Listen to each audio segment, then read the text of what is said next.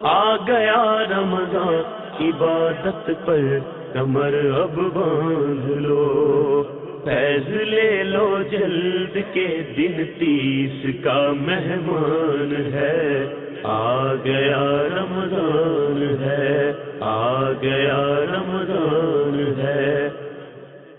الحمدللہ رب العالمین والصلاة والسلام علی سید المرسلین، اما بعد فاعوذ باللہ من الشیطان الرجیم، بسم اللہ الرحمن الرحیم۔ الصلاة والسلام علیک یا رسول اللہ وعلی آلک واصحابک یا حبیب اللہ، الصلاة والسلام علیک یا نبی اللہ وعلی آلک واصحابک یا نور اللہ۔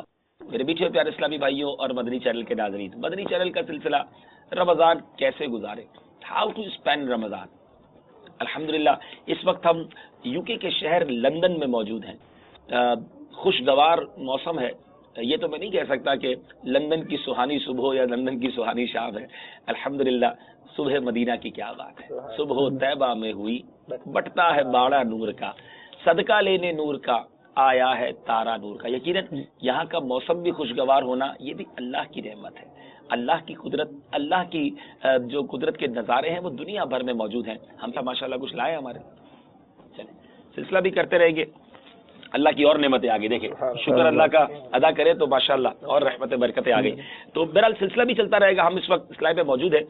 پچھلے سلسلے میں بھی ہم نے کچھ مدنی پھول حاصل کیے تھے، رمضان کیسے گزارے۔ دنیا بھر میں مسلمان رمضان گزارتے ہیں، کچھ انوائرمنٹ فرق ہوتے ہیں، ماحول فرق ہوتا ہے، مزاج فرق ہوتا ہے، ان کی عادات و اطوار اور کلچر کا ڈفرینس ہوتا ہے، مگر نیت ایک ہی ہوتی ہے، اللہ کی رضا کی، رب کو راضی کرنا ہے۔ مختلف بولی بولنے والے، مختلف رنگ و نسل کے لوگ ہیں، مگر بڑا اچھا لگتا ہے کہ صبح سے بھوکے ہیں، پیاسے ہیں، کیسا رب پر بھروسہ ہے، کتنا اللہ تعالیٰ سے پیار ہے مسلمانوں کو۔ الحمدللہ بہت دل خوش ہوتا ہے کہ جب یونیورسل یہ دیکھتے ہیں کہ جہاں سے خبر آ رہی ہے، کلپس آ رہے ہیں، پتہ چل رہا ہے کہ مسلمان مسجدیں بھری ہوئی ہیں، رب کو سجدہ کر رہے ہیں، روزے رکھ رہے ہیں۔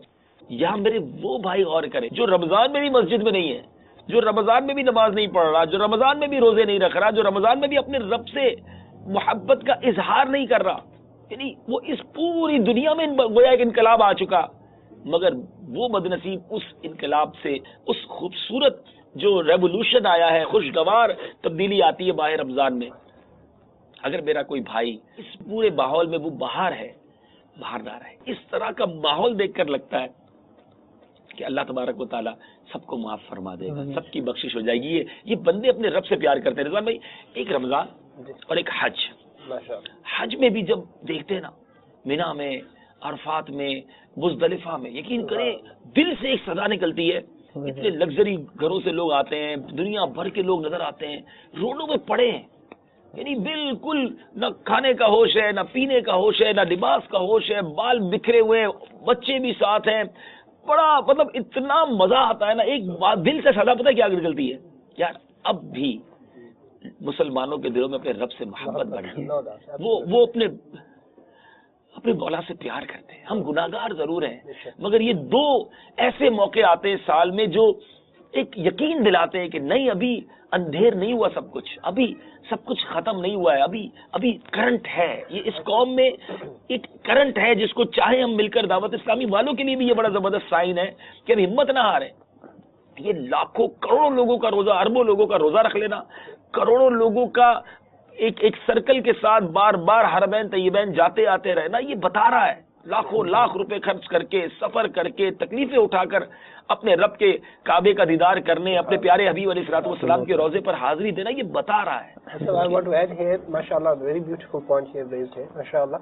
The pillars of Islam you're talking about, Hajj, Roza, and if you can add up Zakat and you can add up the charity. جی بالکل۔ As far as the charity is concerned, the Muslims are one of the most greatest nations یہ دنیا in the کہتی world. ہے، Yes, they are giving, and whenever there is any disaster in the world, they are there to give out الحمدللہ۔ for their Muslim brothers. یہ بھی بتا رہا ہے کہ مسلمان مر نہیں گئے۔ اصل میں ہم بعضوں کا صرف نیگیٹیوٹی پہ بات کر رہے ہوتے ہیں کہ جناب کچھ بھی نہیں بچا تو کچھ نہیں ہو رہا۔ ارے آپ دیکھو تو صحیح رمضان میں یار، بوڑھا ہو، جوان ہو، بچہ ہو، کیا مسجدیں بھرتی ہیں۔ دیکھیں یہ بات جو ہے وہ بالکل ٹھیک ہے کہ پورا سال یہ ہونا چاہیے۔ لفظوں میں جو مبلغین ہے دعوت اسلامی کے، جو پریچرز ہیں، ان کے لیے بڑا زبردست موقع ہے نا کہ ایک مہینہ یہ قوم آ رہی ہے، یعنی دیر از اے کرنٹ۔ اب آپ اس کو 11 مہینے کر لیں اور 12 منتھ کے لیے ان کو مسجدوں کا نمازی بنا دیں۔ بالکل اسی طرح جب یہ رمضان میں حج پہ جا کر لاکھوں لاکھ روپے خرچ کر کے سفر کر سکتے ہیں، آپ نے مدنی قافلوں کا مسافر بھی سارا سال بنا لیں.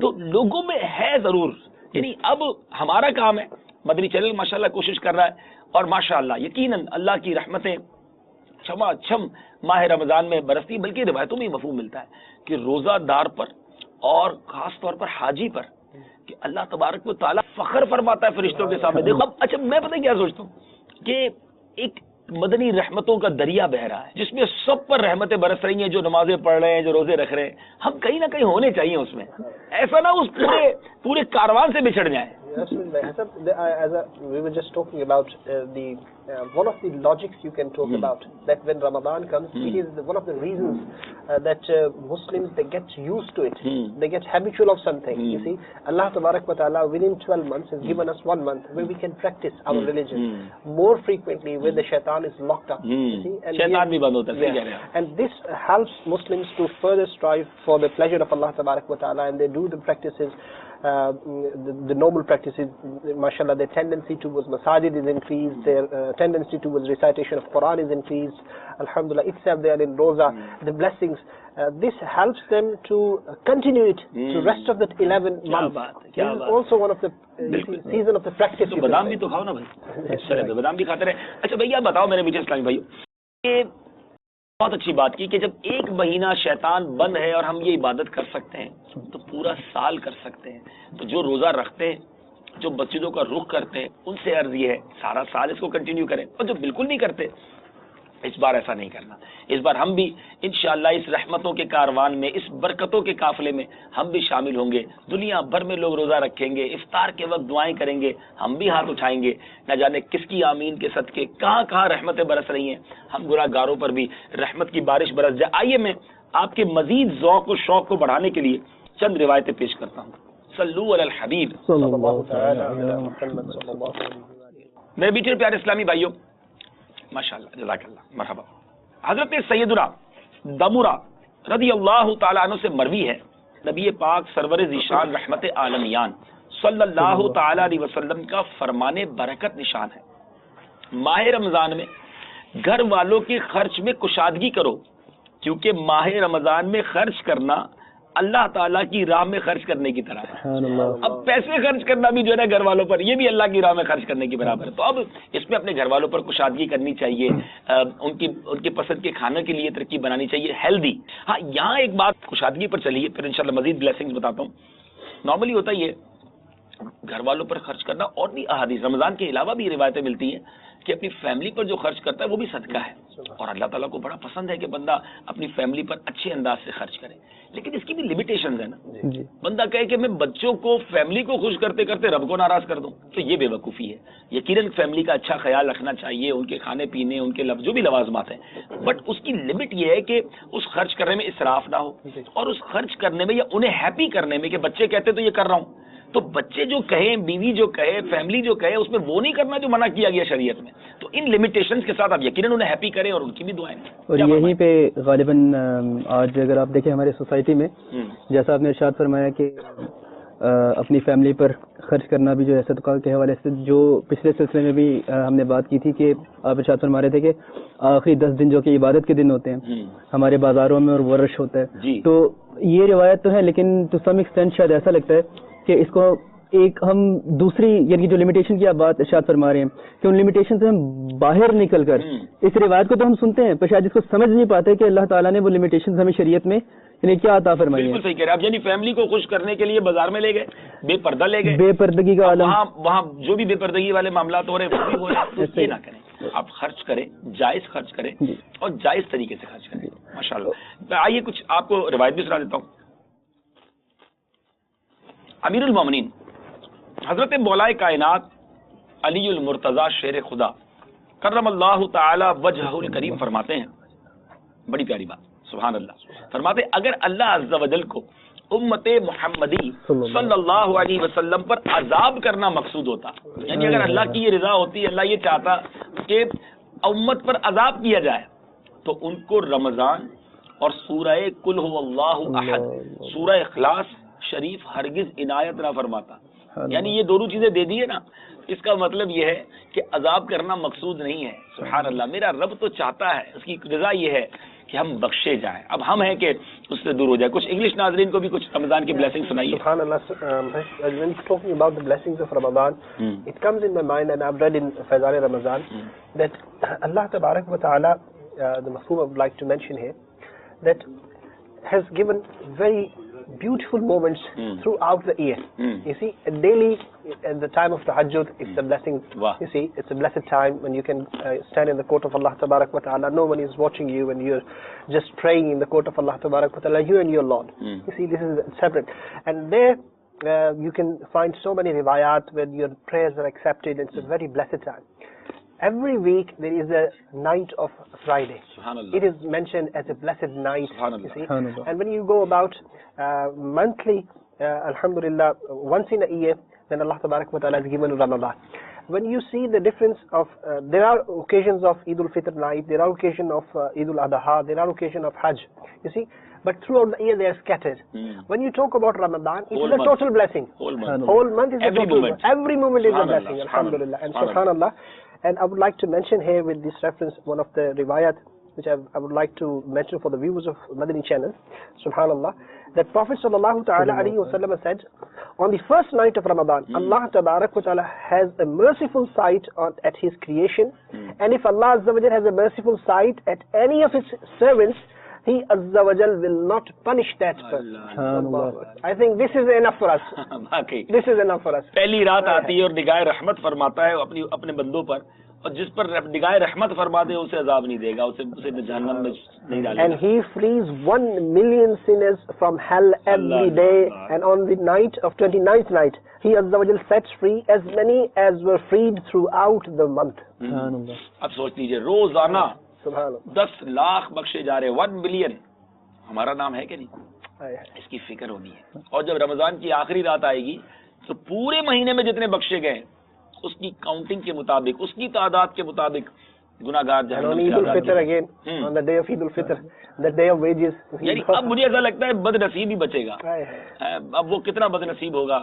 ہمیں ڈرنا بھی ہے, ہمیں توبہ بھی کرنی ہے, ہمیں عبادت بھی کرنی ہے, تراویح بھی پوری پڑھنی ہے آپ نے. جی ہاں, میں آپ کو بتاؤں, پریپریشن کی بات ہو رہی ہے, رمضان کیسے گزارے. نبی پاک علیہ الصلوۃ والسلام کا انداز کیا ہوتا تھا, پیارے آقا رمضان کی پریپریشن کیسے کرتے تھے.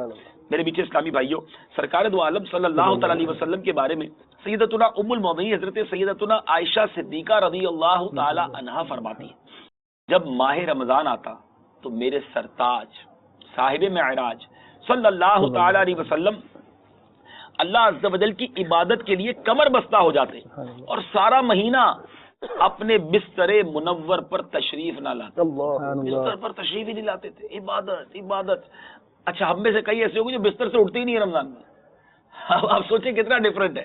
سرکار دو عالم صلی اللہ تعالی علیہ وسلم کے بارے میں آتا, میرے آقا علیہ الصلوۃ والسلام کا رنگ مبارک جب رمضان آتا نا متغیر ہو جاتا, تبدیل ہو جاتا.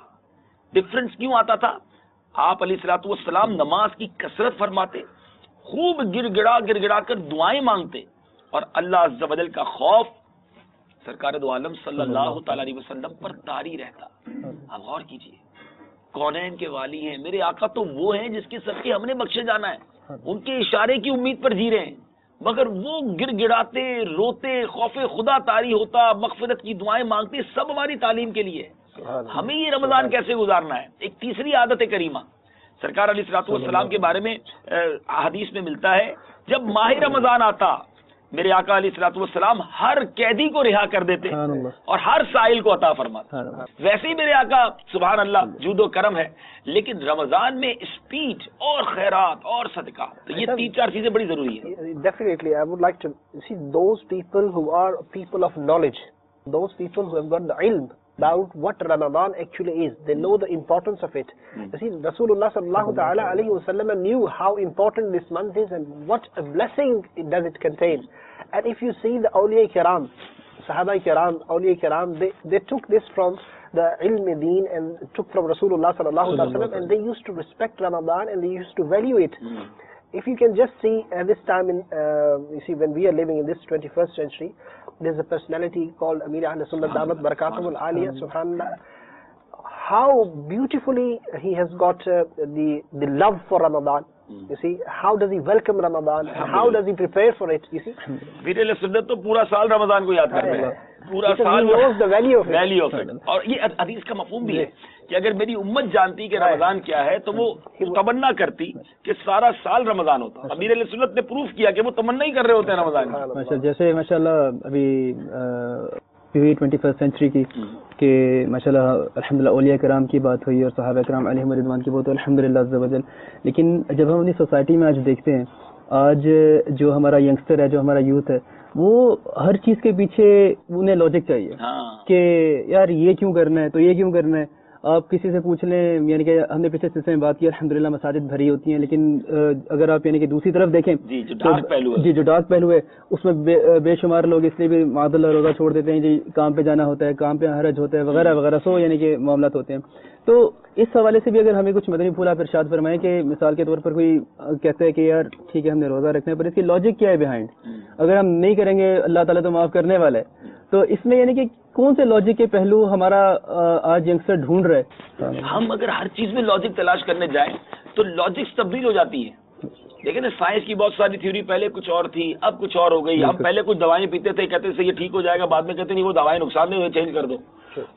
سائنس ڈاکٹرز ان کی لاجکس اور عقل مندوں کی جو لاجک سے چینج ہوں گی. رب کے کلمات نہیں بدلتے, لا تبدیل لکلمات اللہ. تو قرآن و حدیث میں جب اب پر روزہ فرض کر دیا گیا, میرے آقا علیہ الصلوۃ والسلام کی سنت ہم تک پہنچ گئی. اب ہم بندے ہیں, یہ جو آج کل ٹرینڈ چل پڑا ہے کہ ہر چیز کی لاجک بتائیں. اگر مثال کے طور پہ ہم یہ طے کر لیں کہ مجھے جس چیز کی لاجک سمجھ آئے گی میں وہ مان لوں گا, تو اگر خدا نہ خواستہ کسی کو اللہ تبارک و تعالیٰ کی ایگزسٹنس پر ہی سمجھ نہ آئی کوئی بات, اس کو قیامت کے برپا ہونے پر, قیامت کا دن آئے گا اس پر اس کو جناب کوئی لاجک سمجھ نہ آئی, میں 2 فرشتے ہیں, وہ فرشتے کرامن کاتب, بہت ساری لاجکس پھر آپ ڈھونڈنے لگ جائیں گے. تو یہ تو نہ ختم ہونے والا راستہ ہے. اور اس میں ہمارے لیے یہ بھی تو ایک قسم کا فٹ اسٹیپس ہونے چاہیے کہ جس طرح مثال کے طور پر جب آقا کریم علیہ الصلوۃ والسلام نے کوئی حکم ارشاد فرمایا تو صحابہ کرام علیہم رضوان نے کون سی لاجک آمنا و صدقنا ہونا چاہیے اور ہمیں لبیک کہنا چاہیے. خدا را میرے ینگسٹرز جو مجھے سن رہے ہیں, دیکھیے لاجکس تو بہت ساری بیان کی جا سکتی ہیں اور ہم کچھ کر بھی دیں گے, لیکن ہماری لاجکس بھی ہماری عقل سے متعلق ہے. اللہ کی بارگاہ سے وہ کیوں فرض کیا گیا, کیا اس کی حکمتیں تھیں, رب کی رضا کیا ہے, ہمیں اتنا نہیں سوچنا چاہیے. ہمیں لبیک کہنا چاہیے اور شریعت پر عمل کرنے والا ہونا چاہیے. لیکن چلے چند حکمتیں جو ہم نے کتابوں میں پڑھی, تو علماء سے سنی, ان میں سے چند باتیں عرض کر دیتے ہیں. لیکن مین چیز یہ ہے, پورا سال ہم کھاتے پیتے رہے, ہمیں پتہ کب چلے گا کہ بھوک کیسی ہوتی ہے؟ ہمیں پتہ کیسے چلے گا کہ وہ لوگ جو بھوکے رہتے ہیں, جن کے پاس کھانا پینا نہیں ہوتا, وہ زندگی کیسے گزارتے ہیں؟ تو پور پیپل کا, غریبوں کا خیال آ جائے, ہمیں یہ خیال ہو کہ ہم آج ایک دن بھوکے رہ کر افطار میں کھا پی لیں گے, مگر ان کی تو افطار ہی نہیں ہوتی. اچھا رمضان میں بھی ایسے کئی غریب لوگ ہوتے ہیں بیچارے کہ جن کا روزہ بھی رکھتے ہیں تو افطار کے وقت کچھ نہیں ہوتا ان کے پاس. تو رمضان میں بھی ہم نے غریبوں کو سحر اور افطار کا انتظام کرنا ہے, اور پورا سال. یعنی حج کے بھی اگر لاجکس دیکھیں نا, جو حکمتیں بیان کی علماء نے, گھر چھوٹا تو بغیر گھر والوں کا خیال آنا چاہیے. لباس تبدیل ہوا تو جو بیچارے ایک ہی لباس میں زندگی گزار لیتے ہیں, کئی مہینوں گزار لیتے ہیں, اس کا خیال آنا چاہیے. زمین پہ سوتے ہیں مزدلفہ میں, تو خیال آئے جو روڈ پہ سوتا ہے وہ کیسے سوتا ہے. تو رمضان میں جب بھوکے رہتے ہیں تو خیال آئے کہ رب کے وہ بندے جو زمین پر ہمارے بھائی ہیں, ہماری بہنیں ہیں, ہمارے بچے ہیں, لیکن وہ بھوکے رہتے ہیں, تو ہم ان کے لیے خرچ کریں. There is a saying in English, to put yourself into others' shoes. You see, to know what they are in their situation. Allah. And I think this is the beautiful blessing of Islam. It tells you, as you were just mentioning, I would like to elaborate for the youngsters, that sometimes we go for each and every act which has been obligatory upon us. We find the logics. Definitely, sometimes our intellect, whatever Allah Tabarak wa Ta'ala has made our mindset, we can only comprehend to that extent. Our mindset is so narrow and weak that we are cannot. makhluk actually. Yeah, we are makhluk, and we cannot comprehend the logics. The behind. اصل میں logic کا کوئی and نہیں ہے. وہ لوگ جو فطرت کے پیچھے بھاگتے ہیں اور ہر چیز کی وجہ تلاش کرتے ہیں, آپ دیکھیں وہ بے دین ہو جاتے ہیں, وہ کسی ریلیجن میں نہیں رہتے پھر. تو ہماری عقلیں محدود ہیں, کہیں ایسا نہ ہو کہ شیطان لاجک کے پیچھے دوڑا کر ہمیں دور کر دے. ابھی ابو جہل کی ایگزامپل دیکھیں, کتنی آ کر دلیلیں مانگتا تھا, وہ دلیلیں مانگتا. کفار مکہ آ کر نبی پاک علیہ الصلوۃ والسلام سے نشانی مانگتے, سچے نبی ہیں تو یہ کر کے دکھائیں, وہ کر کے دکھائیں. جو نشانیاں دلیلیں ایگزام کرنے والے لوگ ہوتے ہیں وہ ایمان سے بازوں کا چلے جاتے ہیں. اور معراج کی رات جب نبی پاک علیہ الصلوۃ والسلام معراج سے تشریف لائے اور کفار مکہ سے ابوبکر صدیق رضی اللہ تعالیٰ عنہ کے پاس گئے تھے اور یہ پوچھا تھا نا کہ بتاؤ جس نبی کا کلمہ پڑھتے وہ تو یہ بتاتے کہ تھوڑی رات میں وہاں ہو کر آ گئے, آقا نے فرمایا تو سچ فرمایا. تو یہ لاجک پہ پیچھے چلنا نہیں. ماننے والے سیدنا ابوبکر صدیق رضی اللہ تعالیٰ صدیق بن گئے. بہرحال تو اب ایک حکمت یہ, دوسری حکمت جو بڑی سمجھ آنے والی ہے کہ ذرا غور کریں, جو کھانا پینا یا جو امور حلال تھے سحری کا وقت ختم ہونے سے پہلے, وہ جیسے ہی سحری کا وقت ختم ہوا وہ ناجائز ہو گئے. کھانا بھی نہیں کھا سکتے, پانی بھی نہیں پی سکتے, جو دیگر امور روزے میں منع ہے. اب جب تک مغرب افطار نہیں ہوگا وہ چیزیں سامنے پڑی ہیں. اکیلا کمرہ بند ہوتا ہے, میں نہیں سمجھتا کوئی روزہ دار بند کمرہ کر کے کھانا کھا لیتا ہو. اچھا یہ کیوں نہیں کرتا, ذرا غور کریں مدری چینل کے ناظرین. چلیں آپ ہو سکتا ہے یہ روزے میں دیکھ رہے ہو, ناراض مت تو یہ کہ ہم ابھی تو روزے میں نہیں ہے, شعبان میں ریکارڈنگ کر رہے ہیں, لیکن اگر آپ یہ روزے میں سلسلہ دیکھ رہے ہیں تو ہو سکتا ہے کہ آپ کے سامنے بھی کچھ چیزیں پڑی ہوں. تو کیا آپ افطار سے پہلے چپکے سے کھا لیں گے؟ پیاس لگ رہی ہے آپ کو, پانی پی لیں گے؟ نہیں پئیں گے. کیوں نہیں پئیں گے بھائی؟ کوئی نہیں دیکھ رہا. تو آپ جواب دیں گے اللہ دیکھ رہا ہے. سبحان اللہ, یہی تو وہ فیت ہے, یہی تو وہ یقین ہے جو رمضان ہمیں عطا کر رہا ہے. جب ہمیں حلال کھانا جو تھا روزے کے علاوہ ہمارے لیے, روزہ رکھ کر ہم نے وہ کھانا چھوڑ دیا, تو پھر جب حرام کام کرتے ہیں, جب برے کام کرتے ہیں رمضان میں یا رمضان کے علاوہ, اس وقت یہ خیال کیوں نہیں آتا کہ کوئی نہیں دیکھ رہا تو کیا ہوا, اللہ دیکھ رہا ہے. I thought this is very, very important, I think, message of Ramadan, especially, and that's what I think the Islam wants us to practice and have a mindset. And I think it would solve the many issues of the people they want to do the tarbiyat of their children. I think if we just make the mindset of our children that Allah Tabarak wa Ta'ala is watching at all times, I think it's enough. And in Ramadan, what happens? Our child is maybe 10, 11 years old. Right? If he is alone at home, he will not go to fridge. He knows my father is not looking at me, my mother is not looking at me, my brothers are not looking at me, food is there, I can go on and I can. He doesn't do. Why doesn't he do? Because the parents, they have told him that Allah is watching at all times. That's why he restricts himself, he doesn't eat. And this is what sometimes also happens in Ramadan. The Muslims, they stop themselves from the sins, right? And this is the practice which needs to continue throughout the year. Ramadan mein to Allah dekh raha hai, aisa nahi hai na maadallah. Yes. See, we do not eat because Allah is watching. What about if we are doing committing any sin? Why do we forget there? If we are drinking alcohol, why do we forget there Allah is watching us? If we are, you see, doing bad nigahi, you see, why do we forget Allah is watching us? If we are committing any sort of sin, this is the practice which Islam wants us to have, you see, us to use to it, to habitualize ourselves in Ramadan, and then rest of the 11 months this practice needs to continue.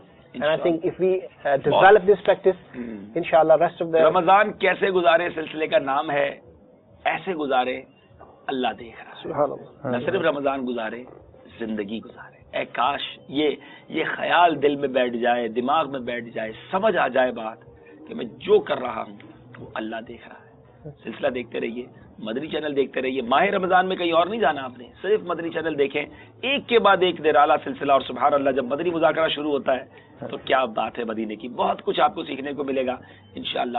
اگلے سلسلے میں ہو سکتا ہے کسی اور مقام سے کچھ مدنی پھول لے کر حاضر ہوں گے. صلو علی الحبیب صلی اللہ تعالی علی محمد صلی اللہ علیہ وسلم. آ گیا رمضان, عبادت پر کمر اب باندھ لو, فیض لے لو جلد کے دن 30 کا مہمان ہے. آ گیا رمضان ہے, آ گیا رمضان ہے.